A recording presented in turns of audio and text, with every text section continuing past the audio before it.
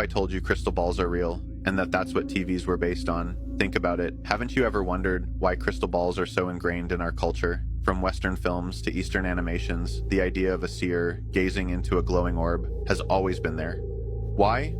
Because it's not just fantasy, it's rooted in reality. Magicians and mystics have always relied on mediums to reveal hidden images, claiming to channel spirits, aka demons. Sometimes it was a polished mirror, other times a crystal ball, or even just black ink on a leaf. It was the desire to emulate the crystal ball via modern technology that led to the birth of television and screens as we know it. Just like crystal balls, a television was designed to project images from a faraway place. But what if I told you the technology behind your TV wasn't so different? Sir William Crookes, a highly respected physicist, wasn't just a scientist. He was deeply involved in the occult, fascinated by the unseen world, ether, spirits, and forces manipulating the tiniest building blocks of reality, like electrons and protons.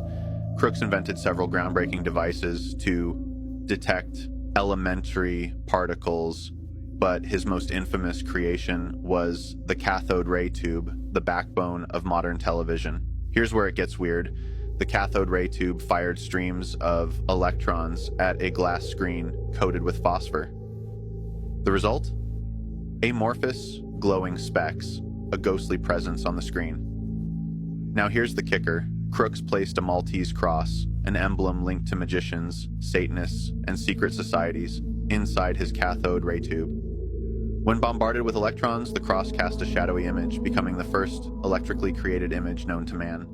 Crookes even speculated that spirits, or demons, could shape these particles into images of the spirit world.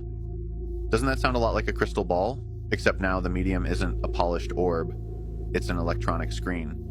Why do you think static TVs or ghosts stepping out of TVs are horror movie cliches? And the same cathode ray tube Crookes used to explore the spiritual realm became the foundation for an invention that later hypnotized and enslaved the entire world: television. They achieved their goal of casting magic spells inside the walls of every home. At the time, oligarchs even called TV the new god, capable of dictating people's thoughts, attitudes, and fashions, just like places of worship once did. So the next time you're staring at a screen, remember this: always seek protection from evil before you start watching.